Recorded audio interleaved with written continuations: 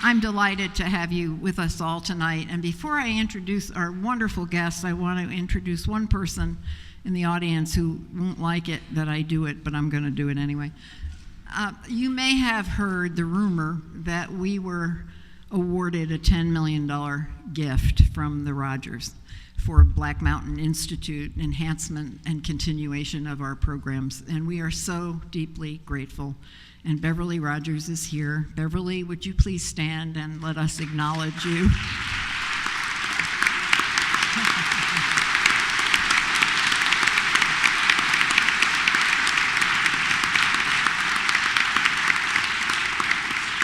And we've already started spending it, so please give Jim our best as well. In the 7 years plus of our existence as a literary center whose mission, among other things, is to bring together writers of note to discuss really challenging human issues, I cannot remember a group of scholars any more distinguished than our three guests tonight. Among them, I count more than 40 published books, literally hundreds of book chapters and articles, and many, many students taught at some of the most prestigious universities in our nation. So trust me, I will not start to name the books, or we'll be here all night until even the gods, or the God, will get bored. Suffice it to say, all of them are incredibly productive as teachers, scholars, and writers. Moreover, each of them is fluent in multiple languages, including several ancient tongues, and they all, in vastly different ways, struggle to understand and articulate for others the world's religious heritages, particularly as they are manifest in the Judeo-Christian tradition. Karen King, whom you may remember from our earlier panel, Theism and Atheism, is the first woman to hold the Hollis Chair at Harvard, the oldest endowed chair in the nation, created in 1721. She hasn't held it that long.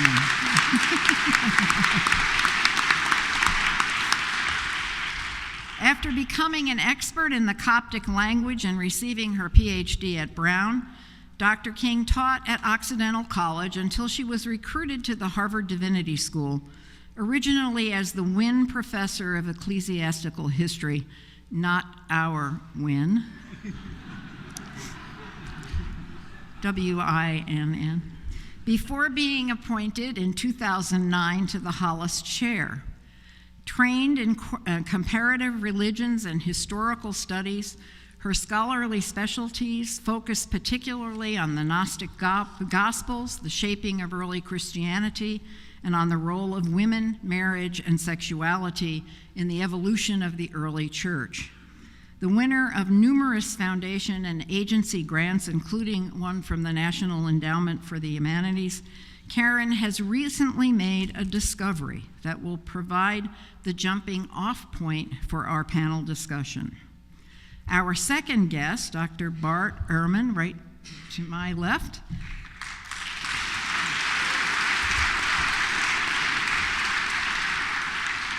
received his PhD from the Princeton Theological Seminary, but interestingly, his scholarly interests were partly shaped by his beginnings in fundamentalist institutions, including Wheaton College, which is Billy Graham's alma mater, and the Moody Bible Institute. Having begun his studies as a believer in the Orthodox versions of the Bible and its inerrancy, and having served as a minister of a parish, his textual studies and mastery of the language in which various Gospels, both Old and New Testament and Gnostic, were written, changed not only his approach to sacred text, but his whole attitude toward the church and Christian history and belief. In addition to publishing 20 books, I'm not naming them, Bart is the winner of multiple teaching awards and foundation grants and is currently the James A. Gray Distinguished Professor and Chair of Religious Studies at the University of North Carolina, Chapel Hill.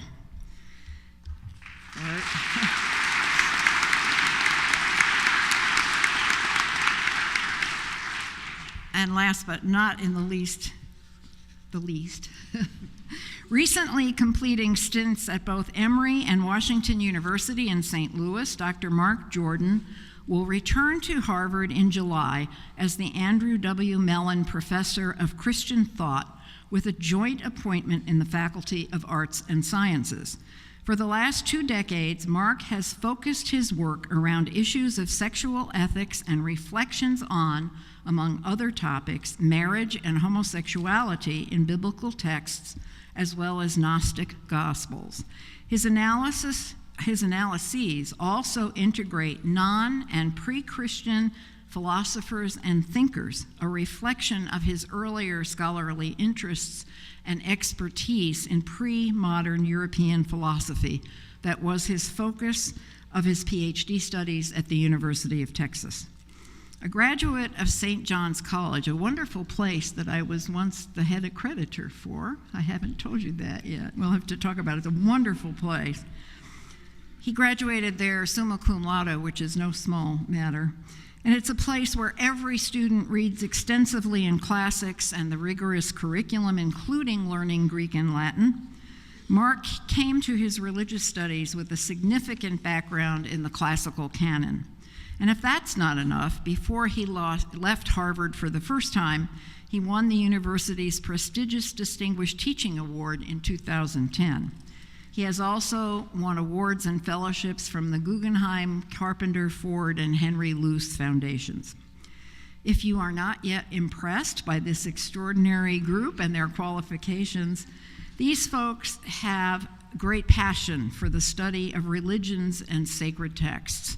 I know you will be impressed when we begin debating the complex issues that surround the existence and life of Jesus and the traditions and formations of early Christian experience and thought, particularly on those subjects that involve marriage and sexuality.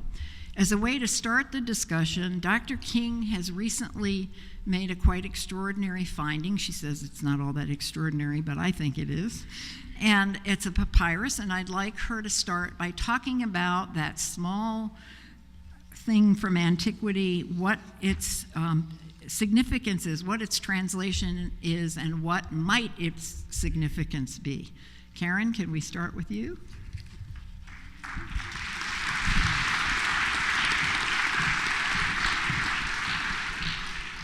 So sometimes the smaller the discovery, the more one has to say about it, I think, something like that. So this is a small piece of papyrus. It's actually just a little smaller than a credit card, so we're talking very tiny. But it got a lot of attention. Some of you may know about this fragment because it has in it the words, "Jesus said to them, my wife." What I think this little fragment is talking about at its core, that is to say what I think its core interest is when you start looking at it, is actually about the question about whether women who are wives and mothers can be disciples of Jesus. Because throughout the little fragment, you get this question about Jesus saying, "My mother gave to me life. She is worthy of it." Perhaps she's not worthy of it, but there's some question about worthiness. Jesus said to them, "My wife. She is able to be my disciple." And so you get this conversation about wives and mothers being disciples. Mary, we're not quite sure who she is. You know, there's very little that can be said about something so tiny, about what it's really about. And what interests me most of all about this fragment, well, two things really. When people first heard about it, they thought, oh, this is evidence that Jesus was married. Or, no, it can't be evidence that Jesus was married. And so the question about was Jesus married or not, but what is certain about this fragment, I think there's no scholar who anywhere who actually thinks that this fragment is that kind of evidence. At the very least, even if it is an ancient document, it would have been written too late. And what interests me about this is that the early tradition, the most historically reliable traditions we have about the historical Jesus the person, actually don't say. They don't say he was married or he wasn't married. They do talk about Jesus having a bride, the church, or Jerusalem, other kinds of things, but they don't actually say Jesus, the physical, human, fleshly person, never engaged in sexual intercourse, or that he did have a wife. That we have silence about this tradition. So I was interested in the question, how is it that we've come to believe that Jesus was not married? How is it that, and who was the first one actually to flat out say that? And so a lot of the interest and work I've had since has really been on trying to ask the question about, that we're talking about tonight, does it matter? Why is it so important to so many people, this question about whether Jesus was married or not? And what might my colleagues have to say about that? If we could maybe divide the question in two, perhaps we start with, was Jesus married, and your various comments about that, and your sense of whether or not various texts say yes or no, and then later, a bit later, talk about the issue of does it matter to people, and if it does, to which people and for what reason. Would that make sense? To rather start with the whole issue of was Jesus married and what your various positions are. You want to start, Bart? Yeah, I'd be happy to. Thank you. No, that's.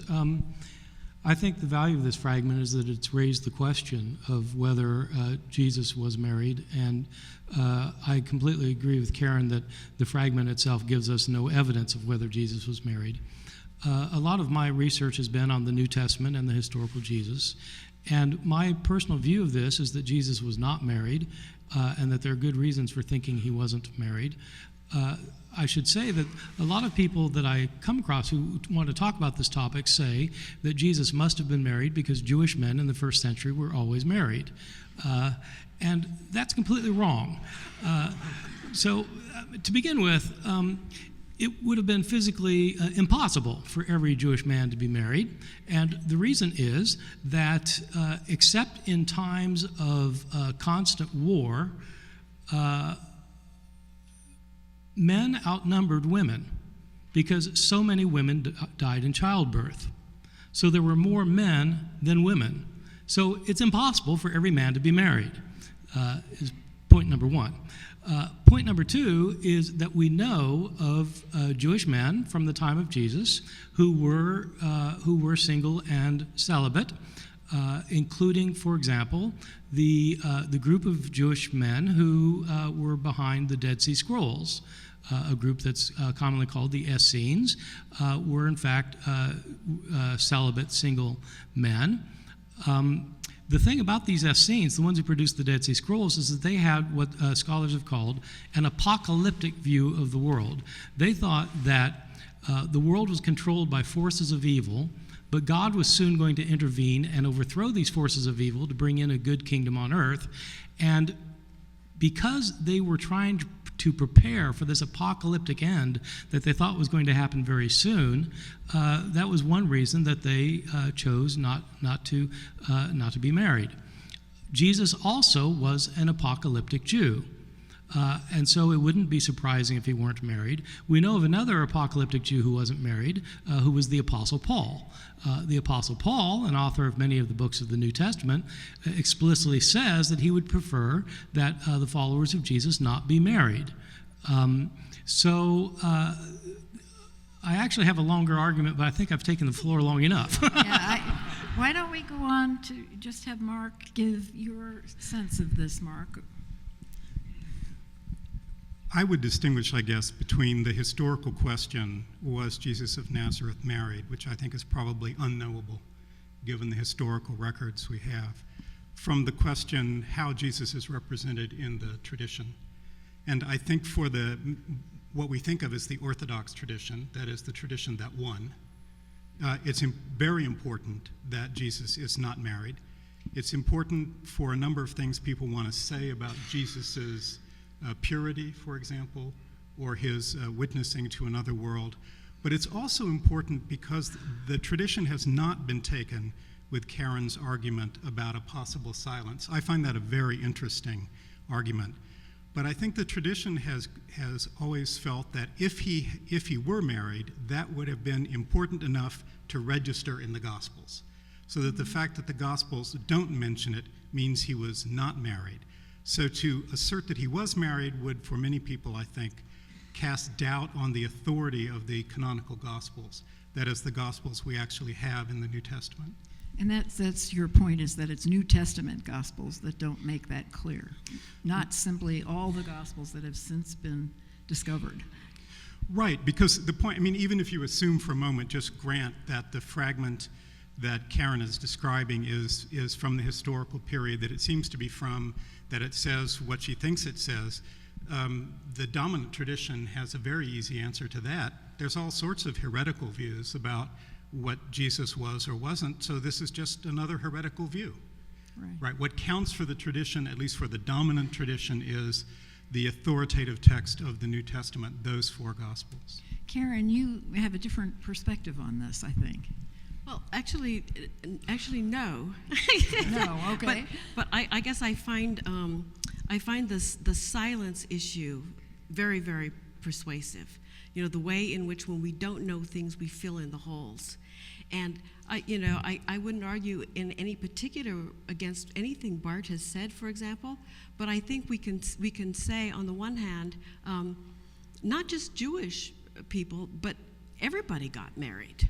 And there aren't really places where lifelong celibacy and not having, not being married is considered to be a virtuous or a higher path or a way of life.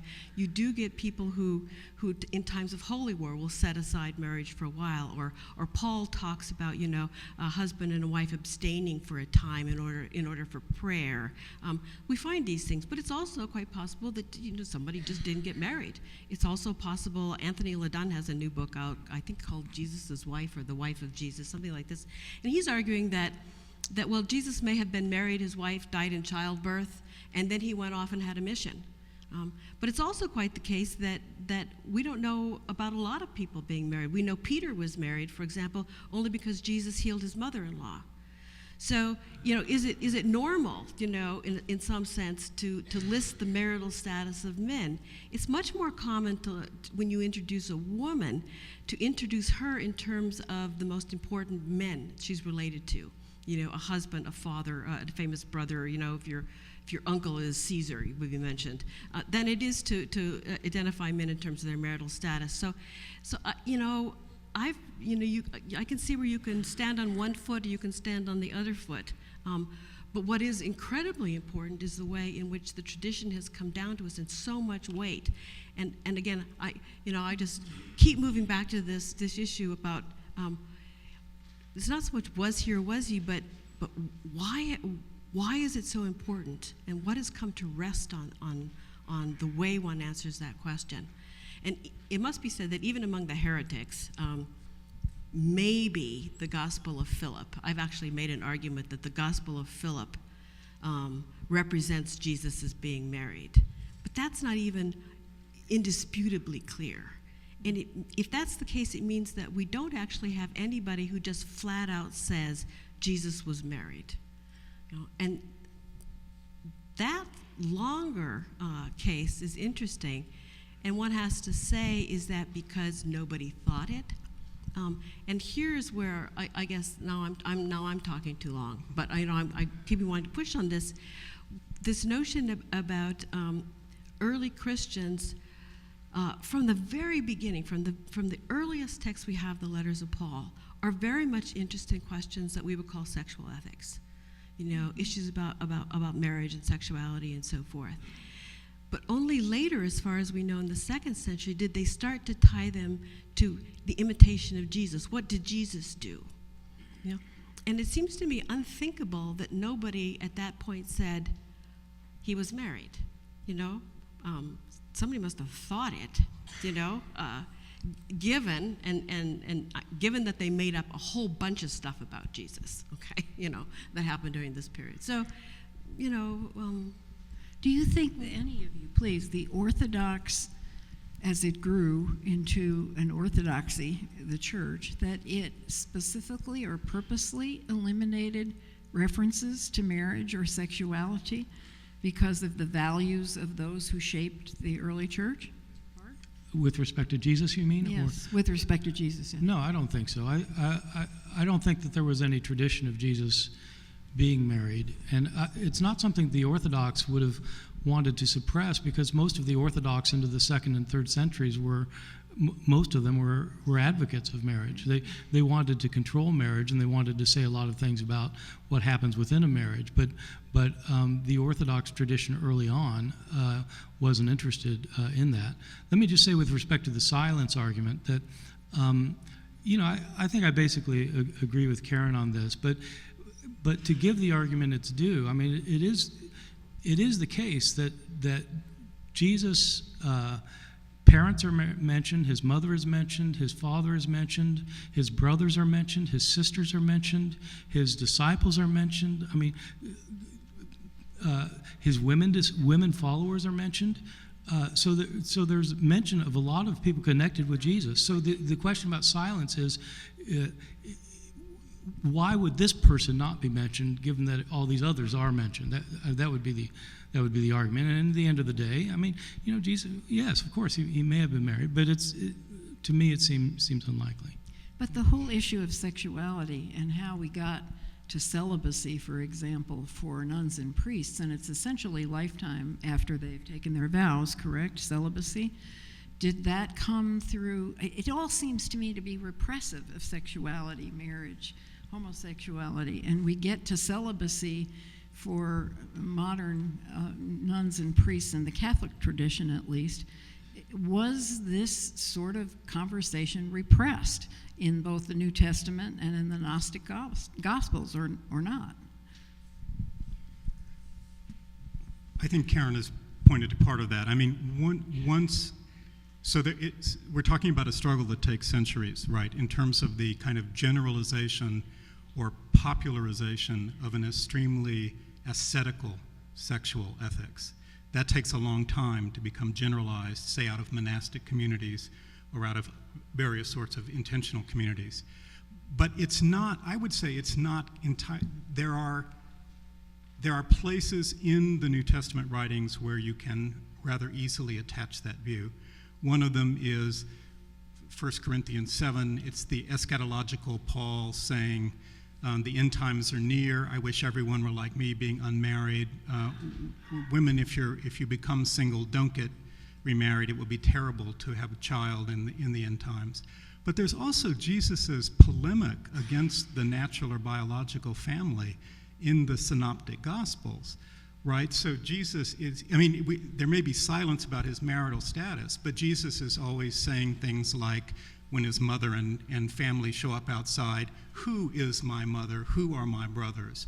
Or when someone comes and says, I want to be your disciple, but let me go back and bury my father, let the dead bury the dead. So there's also a very strong critique of the claims of family, I think, in the synoptic material. And so you can see how someone who has an ascetical view just latches on to those sayings of Jesus. And so you see what he's condemning? He's not just condemning the family, he's condemning sex. And do you think he was? The way I take the silence, so I'm interested in the silence argument for other reasons. I think if Jesus actually wanted to give us a fairly detailed sexual ethic, he did a really bad job. Yeah, because he doesn't talk about it. About the only thing anyone remembers Jesus saying about sex is this very bizarre thing about remarriage, and it's so scandalous that his closest students say, wow, if that's the way it is, better no one should get married. So I think it's not just, I think it's a silence about sex from Jesus, not from Paul, and one way as a theologian you can look at that is to say Jesus really didn't think sex was that important, that he had to give a set of detailed regulations about having it or not having it. Other issues are much more important for him, issues like economic justice, for example. So I sometimes think Jesus was silent about sex because he's saying to all of us, grow up, figure it out for yourselves. Do I have to tell you everything? And yet the church itself, as it evolved, seemed to be in some ways obsessed with sex in a negative sense. That is, heretical folks were also accused, were they not, often of being in some way perverse sexually? I mean, sex, I grew up for a while as a Catholic, and I can remember the prohibitions were enormous. I'm not that old. It just seems as if perhaps the church developed in a way that wasn't consonant with the New Testament in that regard. Well, it's saying somebody else is sexually immoral is just a kind of a standard way you go about slandering your opponents. And sometimes you get the list of all the bad things that heretics do, and you just kind of throw out all the dirt. What was interesting then when people found some of these texts in Egypt from a famous discovery at a place called Nag Hammadi, where we found a huge jar with a treasure trove of things, that most of those texts were really ascetic. They weren't libertine, out there doing stuff. These folks seem to be hoeing a pretty tightly, ascetic, although there's a variety of different points of view, there's nothing there that's really libertine. It seems that that's just what you do, to the other side. The anti-family sayings in the Gospels, I have found to be very interesting in the context of the 2nd century into the 3rd, when Christians are now differentiating themselves from Jews.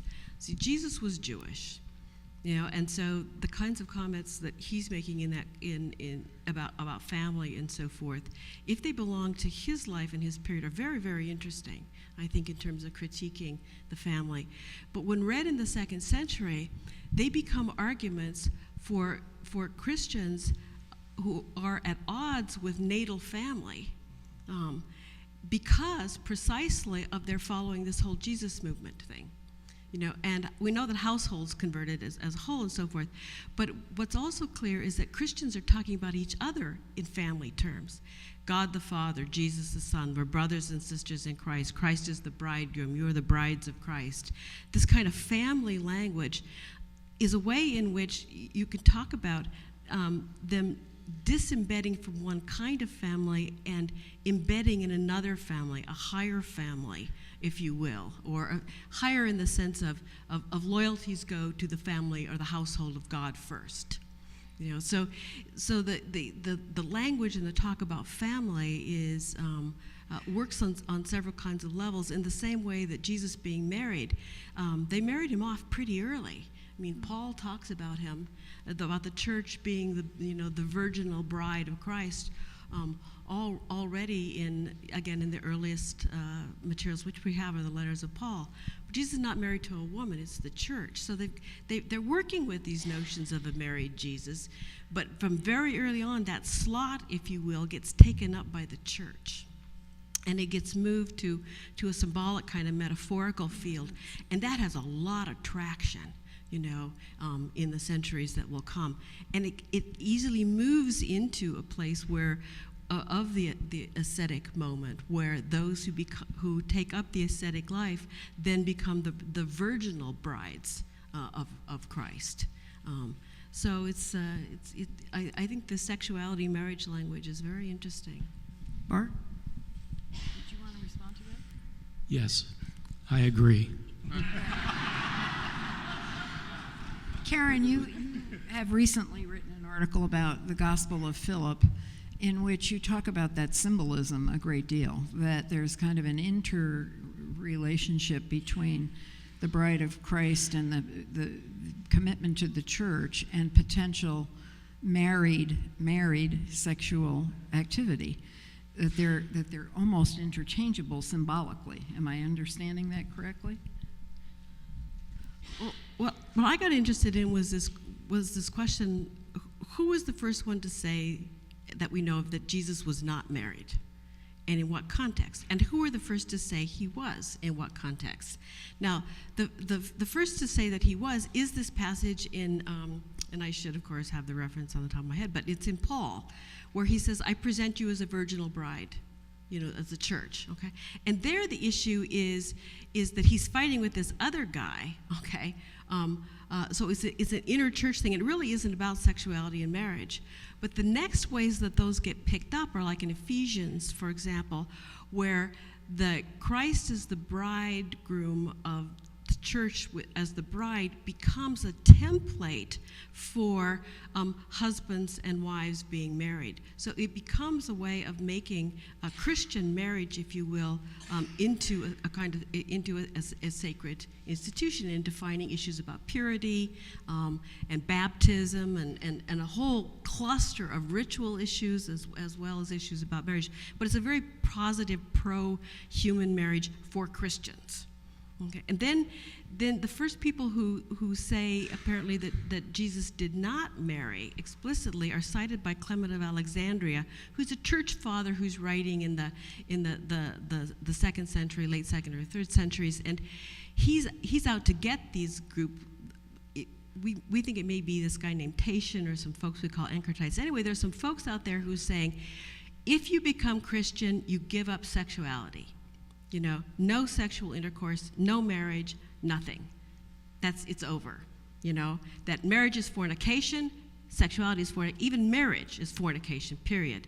And they say, like Jesus, you know, so we don't do like Jesus does it. And Clement condemns that very strong anti-sexuality, anti-marriage view as a strong view, okay? He says, yeah, if you have a gift for it, celibacy is great, okay? But marriage is also okay. But he says marriage is okay for Christians because Christians are the only ones who can have sex without desire. You know? Because baptism casts out the demons and casts out your passions, and so you can do this right, and you can have sex for the purpose of having children, and you know, and so that's good, okay? But Clement never denies that the statement that Jesus wasn't married. In other words, he doesn't say that's wrong. He just takes up the sexuality issue. And my very favorite, though, is always this guy named Tertullian, who's writing from North Africa. You can always count on Tertullian to like really nail the issue, okay, in strong terms. And what Tertullian is writing a treatise on monogamy, and his interest is that Christians should not remarry, okay? And in doing this, he raises the question of Jesus, and he says, well, Jesus could be seen as the ultimate monogamist, okay? Because he only took as his bride the church. But he was in nuptus in totem. He was completely unmarried, okay? And in fact, he was spado in carne, okay? He was, in a sense, a eunuch in the flesh. You know, that may be them thinking about that saying in the Gospel of Matthew that follows the one that Mark already cited, where Jesus says, some make themselves eunuchs for the kingdom of God. And some people have written me by email and saying, well, Jesus wouldn't have recommended something he didn't do himself. You know, and so in some ways, you know, Tertullian is kind of great because he kind of gets it both ways. Jesus is monogamous, but he's totally unmarried, but he's a eunuch, you know. But basically, he just doesn't want people to get married twice. So what period was it that celibacy and really strong, at least symbolic eunuchism, if that's a term, when did that become part of Christian, a sense that the monastic tradition had to be celibate? Well, you know, you get the strand long before you get monks. So in the second and third centuries, for example, we, in addition to some of these authors that Karen is talking about, we get a number of books that are called the Apocryphal Acts. These are accounts of the lives of the apostles from after Jesus' death and resurrection, the activities of the apostles. These are legendary accounts, but they're very interesting in part because they also have a very strong ascetic orientation. So, for example, there's a book called The Acts of Paul, and a portion of it is sometimes called the Acts of Paul and Thecla, or the Acts of Thecla, where Paul, so these are legends, so 2nd, 3rd century, Paul shows up in town and preaches a preaches his gospel. But Paul's gospel in the Acts of Paul is not that you need to believe in the death and resurrection of Jesus in order to have salvation. The message is you need to be celibate. Blessed are the virgins. Blessed are the bodies of the virgins. Blessed are he gives a number of indications of what it is that makes a person right with God, and basically it's not having sex. So this act of Thecla is really quite interesting, because there's a woman named Thecla who's next door to where Paul's preaching this message, and she's sitting by an open window and she's hearing all this, and she becomes completely convinced that it's right, but unfortunately she's engaged. And so the whole thing is that she ends up breaking off her engagement with her fiance, who gets really ticked off and turns her over to the authorities, who order her to be executed.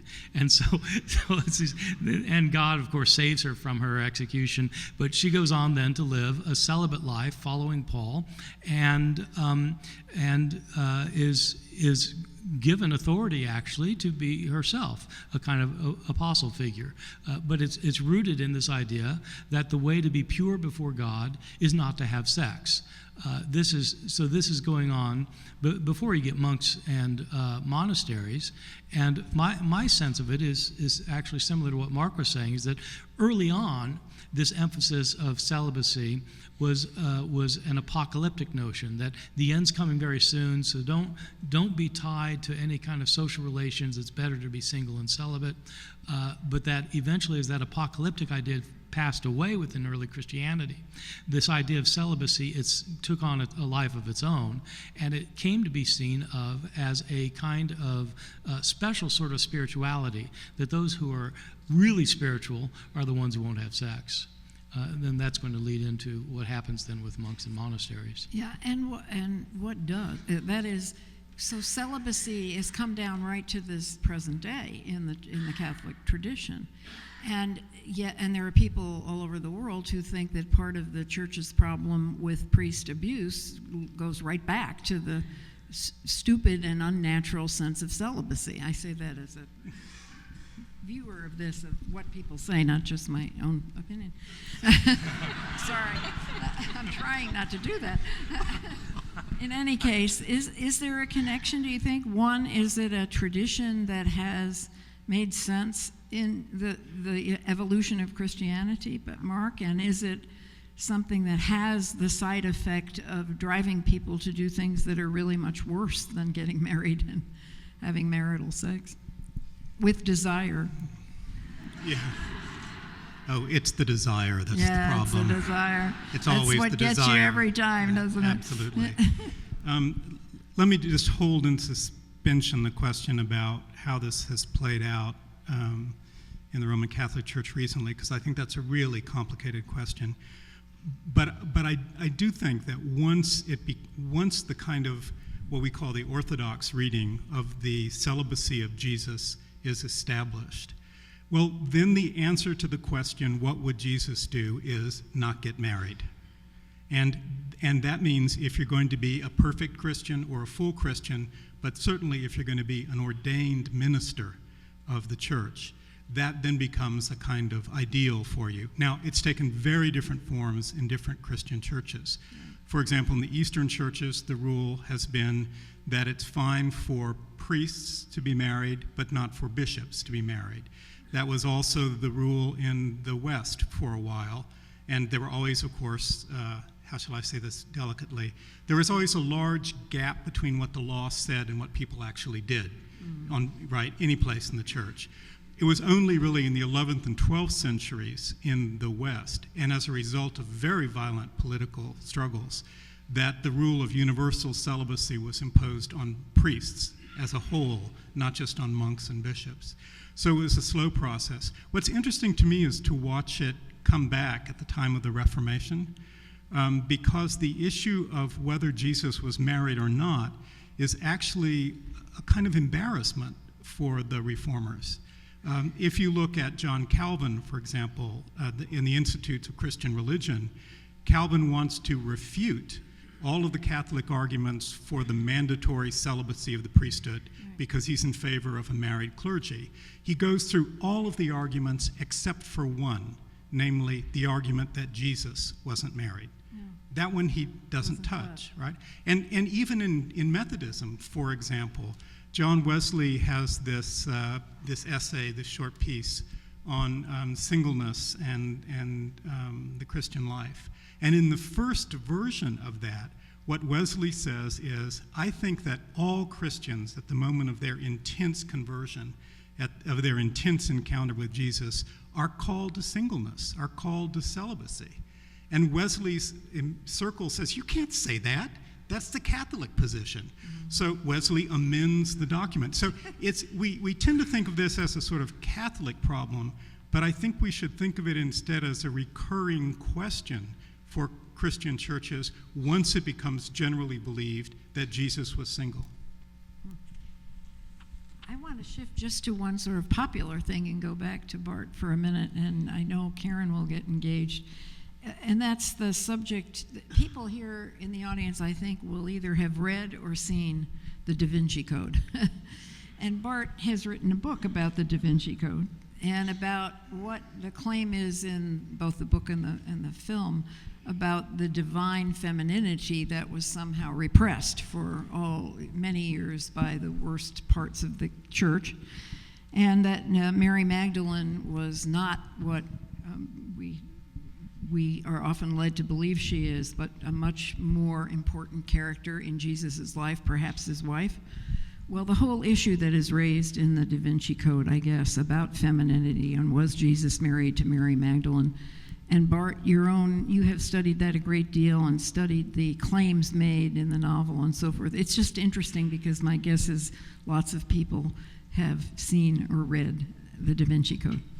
Yeah, right. So I tell my students at Chapel Hill that if they want to know about the history of the Middle Ages, the way to do that is not to watch Monty Python and the Holy Grail.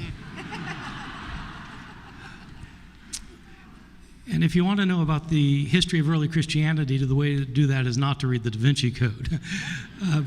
So my book on the Da Vinci Code was really just kind of a quick throw-off. But I mean, basically, it was what would a historian say about the historical claims in the Da Vinci Code? The claims about the Emperor Constantine, the Council of Nicaea, the historical Jesus, Mary Magdalene, the formation of the canon of the New Testament. I mean, just, whatever historical claims. And because I actually didn't mind the Da Vinci Code as a book. I mean, if you wanted something to read on the beach, it's fine.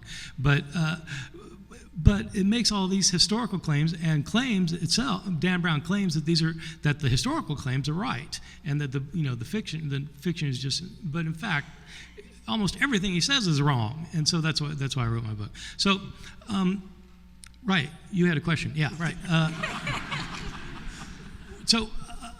The divine feminine repressed by the church was Mary Magdalene. Yeah. Well, let me talk about Mary Magdalene, because that is the one that everybody wants to. And was Mary Magdalene married to Jesus? What people don't realize, people don't realize this because Mary Magdalene is so important in film, for example, about Jesus. Mary Magdalene is always front and center, and so people just assume that Mary Magdalene was front and center in Jesus' ministry. Was she the closest disciple after all? Was she at the Last Supper? Was she closer to Jesus than any of the men disciples? Was she in fact married to Jesus? And so forth and so on. What people don't know or don't realize is that in the entire New Testament, Mary Magdalene is named in relationship to Jesus during his public ministry. So from the time he starts at his baptism to the time of say of his trial, Mary Magdalene during his public ministry is mentioned one time in all four Gospels.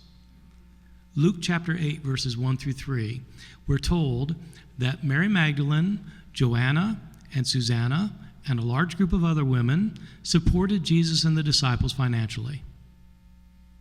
That's it. So the idea that she was, his closest disciple and lover and had his babies, it might make for an interesting novel, but it's there doesn't seem to be much basis for it. Where Mary Magdalene does show up is at the end. According to the Gospels, there was a group of women who accompanied Jesus and the male disciples to Jerusalem the last week of his life. When Jesus was arrested, the men all fled, But the women stayed there, and the women actually saw Jesus get crucified, and they saw him get buried. And according to the Gospels, Mary Magdalene and a group of women went to the tomb on the third day, and they found it empty. The women discovered the tomb, the men had fled. Now, if that's right... Isn't that an amazing thought? Okay. If it's historically right that Mary Magdalene was the first to realize that Jesus was raised, then you can plausibly argue that Mary Magdalene started Christianity. Yeah. Because that Christianity is the belief that Jesus died and was raised from the dead, and she'd be the first one to proclaim it. So that makes her significant, highly significant. It doesn't mean she had his babies. But it does make her highly significant.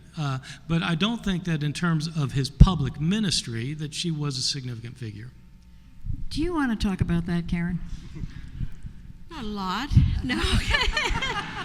I do think that this is that I don't think that there's a good case at all can be made that if Jesus even was married, that it was to Mary Magdalene, because this is the case where I think it would be extraordinarily odd that she'd be standing in the text next to Jesus and they wouldn't mention the relationship. You know, I mean, it's one thing to sort of not mention a wife. It's another thing to actually mention the wife and not mention the relationship. That would be terribly, terribly odd. But this issue about repression of that and of the divine feminine, I mean, there's so much. I think conspiracy theory that's just part of the way maybe we think that doesn't work. I mean, there's enough shady stuff going on for sure.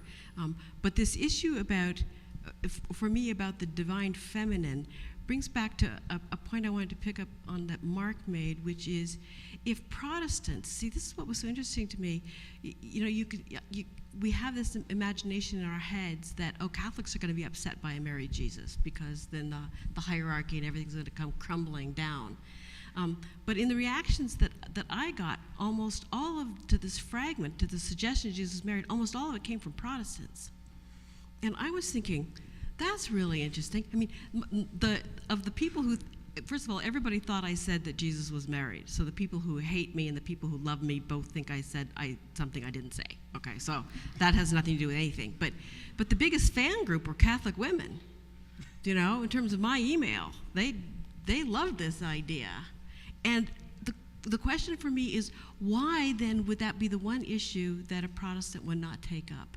What's at stake? What's hanging on this unmarried Jesus issue that isn't even about the priesthood and may not even be about celibacy? And so I have two questions that I've been dying to ask Mark and Bart, which is, one, when people will write and they will say, Jesus couldn't have been married because he was without sin. Okay? I get a lot of that, okay? You know? And the second thing that interests me is this notion of if Jesus is the incarnation of God, theologically speaking now, Jesus is the incarnation of God, he's fully human, and yet he is without sexuality and without sexual intercourse. Does that mean that sexuality is not part of being fully human? And what does that mean? And where has that gotten us? And there is some little thing about the notion of sexuality being tied to women that puts that issue right into the middle of it too. So I'd just love to know what you guys think about that. Mark, go first. This is an incredibly tough one. Yes and amen. Let me say a few things in rapid succession. One is, it's important to remember that when you're talking about the disappearance of the feminine in Christianity, you really show that we live in a Protestant country. Because I grew up in Mexico, next to the Basilica of Our Lady of Zapopan. There was no absence of the feminine principle where I grew up. So I really do think it's important to remember. I was just teaching a course on Spanish colonial religious art, and there are all these paintings of either the Immaculate Conception of Mary or the Coronation of Mary. And they always show the three persons of the Trinity here and Mary right here in a perfect rectangle. So visually, Mary is always the fourth person of the Trinity. So I just think that it's important to recognize the limitations of our own, mainly Protestant traditions here. On the question of sexuality, Karen, you know I agree absolutely. I mean, there's been a long-standing debate in traditional Christian theology about whether every act of sexual intercourse didn't involve some small sin because of the intensity of pleasure. And the traditional answer has usually been yes, it does. But even in traditional theology, that's because of original sin, which presumably Jesus would have been exempt from. But the real squirm-making question here is Jesus and sex, whether Jesus had sex. And I would remind you of one of those books, talk about opening your eyes to something that we couldn't see, a book by Leo Steinberg called The Sexuality of Christ in Renaissance Art and Its Modern Oblivion. And what Steinberg points out is that in all the museums of Europe and North America, there's all these portrayals of the infant Jesus, and someone, Mary, Anna, one of the other women in the painting, is pointing to his genitals. We don't see that, right? I remember reading Steinberg's book and thinking, no, wait, I know that painting. I never noticed that. The reason they're pointing is to make the point fully human. He's fully human, right? He wasn't born with like a sort of fashion model statue with blank down here, right? Yeah, no, he has genitals. And I think in order to have a full theology of human incarnation, of human bodies, we need to be able to at least ask the question, did he use them?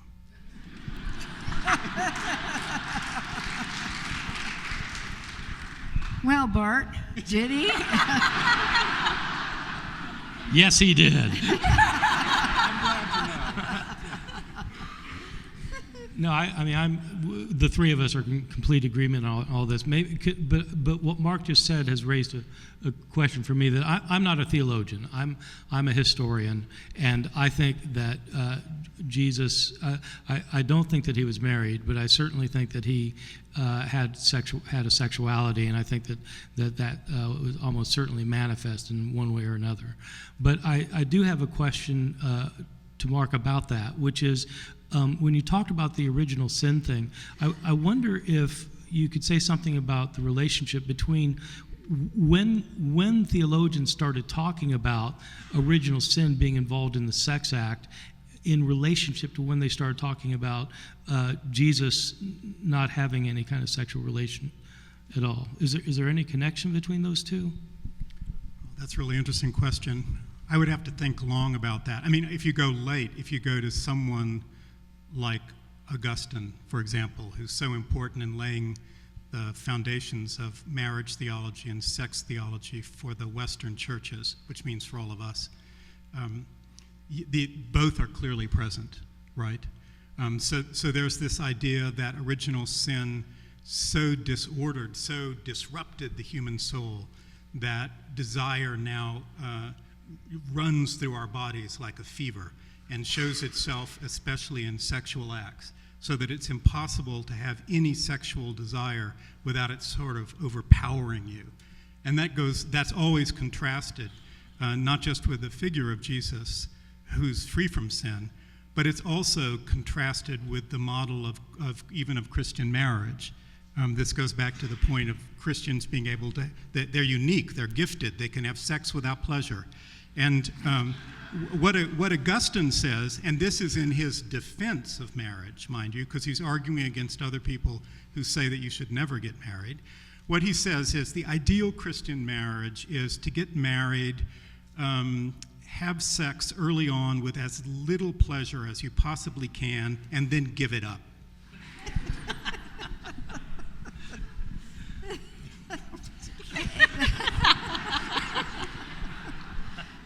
You know, I should say one of the texts that I used to read as a good feminist. You know, we were very much anti the 1 Timothy, where Timothy goes off on women should be silent, because Eve was deceived and Adam wasn't deceived, but women will be saved through childbearing. And then later on in chapter 4, he says that he goes on and condemns those people who condemn marriage, and in the strongest terms, he calls them liars infected with demonic influence, and and I've always thought, whoa, But now, if you read this kind of invective in terms of people who are arguing that sex is bad, we shouldn't do it, it's a very pro-marriage, pro-reproductive argument in a way. So part of it is realizing what it's over against. The problem for me as a feminist is that it becomes encapsulated in a very patriarchal framework, in which you still have, bishops have to be married, just one wife, but you still get the household model that puts, women in places, and the silence thing is not so good for me, because as you can see, I talk way too much, so that's a problem. But there's also this line in the Gospel of Thomas where Peter says to Jesus, "Let Mary leave us, for women are not worthy of life." And that saying is just so overwhelmingly strong. Most people just dismiss it or read right over it. But women are out. And Jesus says, no, it's okay, I'll make her male.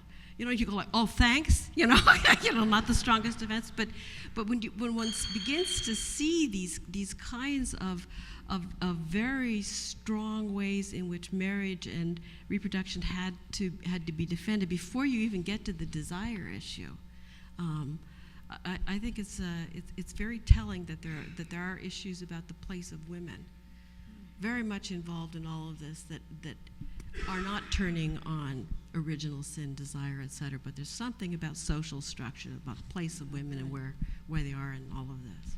Isn't a lot of the discussion around these things people trying to find their place within the tradition, where women feel second class in many ways in terms of the Christian tradition, and homosexuals feel second class or even rejected totally, where everyone wants to find that what they are and who they are is really a part of this unity in Christ somehow, and not separate from it.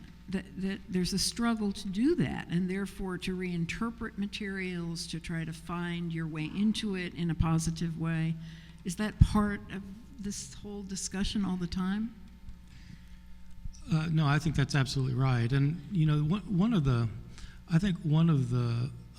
most important findings of feminist scholarship on the New Testament and early Christianity is that if you carefully look at the sources about earliest Christianity, it looks as though women, in fact, were much more prominent in the religion at an early stage, so that women do figure much more prominently in the ministry of Jesus than one would expect of a first-century Palestinian Jewish teacher. In the churches of Paul, to the surprise of many people, in Paul's churches, women actually had a prominent role. In one of Paul's letters, the letter to the Romans, he greets a number of people in the church in Rome. And he greets more men than he greets women, but he greets a lot of women, including one woman who is a deacon of a church, other women who have churches in their homes and apparently are leaders of these churches, and one woman, Junia, whom he says is foremost among the apostles. This is a woman. And people say, well, I thought Paul was a misogynist. So I used to actually have a class debate at Chapel Hill where I'd have students debate one side or the other, and the topic was resolved, Paul was a misogynist. I stopped having that debate because I realized a lot of my students didn't know what the word misogynist meant, which did lead to some very interesting debates. What ends up happening in the Pauline tradition is, and in Christianity generally, according to this reading of early Christianity, is that as soon as the church started growing and moving out of being just small groups within a private home, where women might would have authority in a home, but if it gets to be a bigger movement and moves outside the home, then the men took over and began to silence the women, and you start getting these books that claim to be written by Paul, Paul that probably weren't written by Paul, including 1 Timothy. 1 Timothy is one of these books that scholars today think Paul actually didn't write, but it was a later follower of Paul claiming to be Paul. And in that book, women aren't celebrated at all. You get this horrible passage in chapter 2 about how women have to be silent and submissive, and if they want to be saved, they have to have babies. Well, that's what happened later. So in response to your question, people are trying to find a way to fit in. This feminist scholarship has been a way for women to be able to reclaim what Christianity was at the beginning, rather than what it turned out to be. Good. Mark, your comments on that same subject? No, I would agree. I think many of these debates are obviously animated by our anxieties and our aggressions in the present or in the 12th century or in the 5th century. I do think it's important for that reason to put a question mark after the word married in our title about the meaning of marriage, because there is no one meaning. There are hundreds of meanings of that institution, not one institution, but hundreds of institutions. And so to answer the question, was Jesus married and does it matter, without first asking, and what, by the way, do we mean by marriage, that would be a bad mistake, because it would exclude a number of us who, until very recently, were not allowed to get married, who had to find other means of blessing our relationships. And let me just give two particular points there. One is, I think that to say, was Jesus married, we have immediately to ask, by whom, with what right, with what understanding? Because historically, the marriages that were available to poor people in any culture differed significantly from the marriages that were available to rich people, and Jesus seems to have been poor. The other thing I would say, I'll just say it. To say, was Jesus married, doesn't mean, was it a church wedding and was he registered at Neiman Marcus, right? But for us, inevitably, in my experience of talking about religion and same-sex marriage, for example, what we're usually debating are social and even familial prejudices about what makes a real marriage, what marriage is. So what we're talking about is our cultural baggage, and we need to get as much of that off the table as possible. That goes finally to that question about what does it mean to whom, to ask that question. And I would ask all of you to just talk a little bit about what does the question mean, was Jesus married? And the answer to it, to fundamental Protestants, Catholics, Jews, gay, non-religious people, any group that cares about this question and cares about the answer. What is your sense of that? You threw one of those in there a few minutes ago about, you both did, about Protestants. Did I? What did I say? One of you did. Just go ahead. What does it mean to fundamental Protestants, the question? Well, and the answer. Again, I plead ancient historian on the question, and most of what I know about this question comes from my email and some of the things I've been reading online. But I had some interesting email, for example, from a man who said, look, I'm not really a believer. I'm a very secular person. I support gay marriage. I think women are great. But I always had kind of a little spot where Jesus was pure. And I thought that's very telling, the way that attitudes towards sexuality go beyond religious affiliation. That there's some kind of notion about sexuality and purity that people don't really quite know how to articulate or what it's about, but they have sensibilities that get used in certain kinds of ways. Another email I remember is from a Catholic woman who said, it made me weep. She said, now she said, I talk with my daughter, it's going to be okay for her to be a woman. So some fairly, and then a lot of you'll go to hell sooner than you think. Some read the Bible, it says that Jesus is married, but it's clear that passions and feelings run rather deep about this, but I think we don't want to underplay Mark's point about what do we mean by marriage. What is, we haven't even gotten to what is sex and sexuality and desire and its holiness, and how are there ways in which it's possible in the modern period to think about sexuality ritually in ways that bring one closer to each other and to God, that it doesn't need to be the negative excluding thing, that questions about what we mean by purity, there's just a broad range of things that we can get to if we actually set aside the word marry, which is for anybody who's been divorced, is mostly about law and who gets the money and the kids anyway. So, those things are somehow, it seems to me, theologically more primary. One of you said something I found very interesting, that lots of evangelicals are pro-marriage, but they're scared to death to think of Jesus being married. Is that a common phenomenon among evangelicals? I didn't know it, so I read it somewhere in one of your works. Yeah, I think it is common. I'm not sure what the logic behind it is, but when I was thinking about this topic, and would it matter if Jesus were married? Let me just say something about that from the kind of conservative fundamentalist or evangelical point of view, which is this: that it seems to me that fundamentalists can run with anything and make it serve their purposes. So, I guess we should define our term. When I say fundamentalist, just so we're all on the same page. So what is a fundamentalist? A fundamentalist is no fun, too much damn, and not enough mental.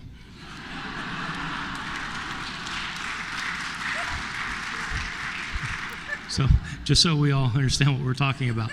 So he went to Moody Bible School too. Yes, right. So I think if it could be established, suppose we decide, okay, this is what it meant to be married for a first century Jew in rural Galilee. This is what it meant. This is what it looked like. And suppose we could say that that there were some legalities involved, but it certainly meant that the man and the woman lived together and they had sexual relationships, and they were an important part of each other's lives. We come up with something, and suppose we decide Jesus was married, and then we ask, would it matter? My view, frankly, is, for me, I think it'd be great if we could show that. I don't think we're going to be able to, but if we did, I think it'd be great.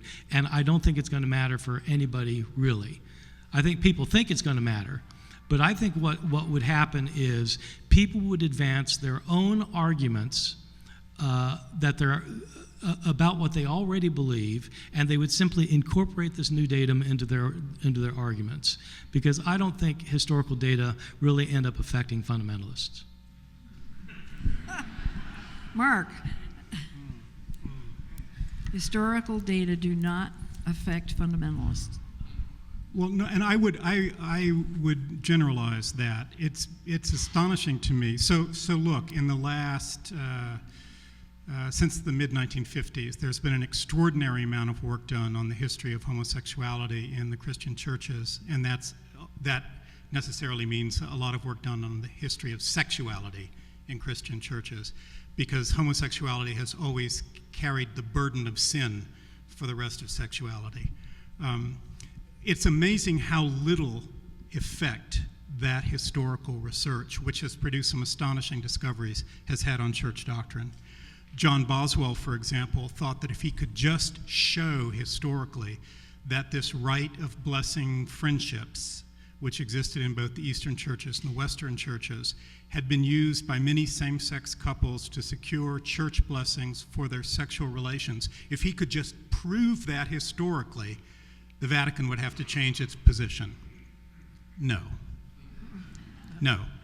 But I would say something else. I'm less interested in some way in the answer to the question than in the kind of conversations we have to get within sight of an answer.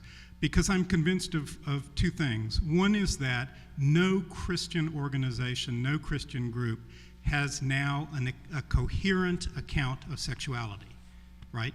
We have just bits and pieces borrowed from wherever we can get it, something we remember from when we were 5, something we read in a psychology textbook, a few scattered verses of the Bible, a general feeling of shame and guilt. We put it all together and we call it a sexual ethic, right? And so we don't have a sexual ethic that's coherent. But that matters not just to Christians, that matters to everybody who lives in the United States and in many other countries, because Christian discourses still determine how we legislate sex and how we talk about sex. So I would say everyone has a stake in Christian discussions that will bring us towards a coherent sexual ethic. On that note,